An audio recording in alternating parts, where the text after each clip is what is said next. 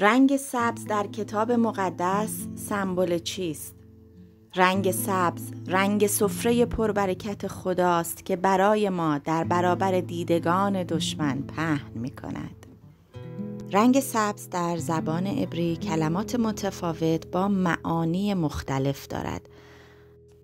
مثل سبز شدن، رشد کردن، گیاه زنده، باروری، حیات، رویش و طبیعت. رنگ سبز اولین رنگ ثبت شده در کتاب مقدس است و 44 بار در عهد عتیق آمده است. رنگ سبز از کتاب پیدایش فصل 1 برای آفرینش گیاهان استفاده شده.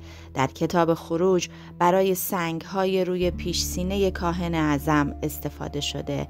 در مزمور 23 همچنین رنگ سبز را در مرتع‌های سرسبز که سمبل آرامش در آغوش خداست می‌بینیم. در کل رنگ سبز سمبل پری و برکت و شروع تازه است. سمبل ثمر دادن، زندگی، رشد، بازیابی و تازگی است.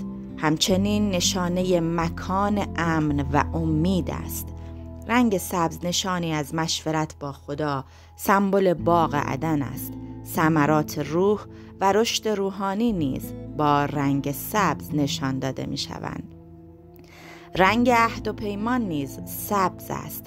سرزمین وعده، سرزمین سرسبز و پربرکتی که خدا به قوم خود وعده داده بود.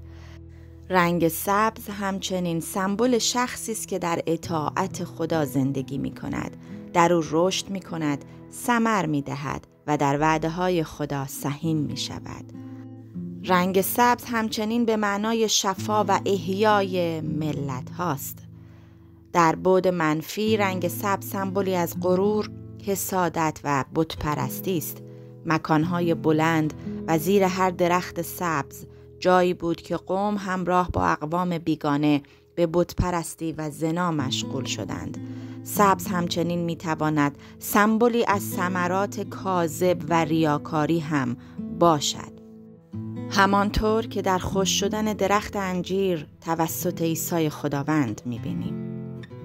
در نام یشوع دعا میکنم همیشه سبز بمانیم، متصل و پیوند خورده به ریشه یسوع و به ثمرات و تجلیات روح او ملبس بشیم.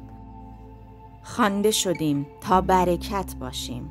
زمانی که به ریشه یسوع وصل باشیم و از روح او بنوشیم، همچون درخت کاشته شده در کنار نهرهای آب همیشه سرسبز خواهیم ماند و به دیگران نیز برکت خواهیم داد و دیگران می توانند زیر سایه ثمرات روح خدا که در ما پدید آمده استراحت کنند.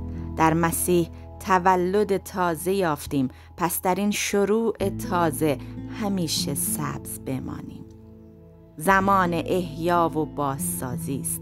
اعلام می کنم زمان رسیده تا خداوند یشوع قوم ما را بازسازی و احیا کند تا ایران ما در او شکوفه بزند و سبز شود.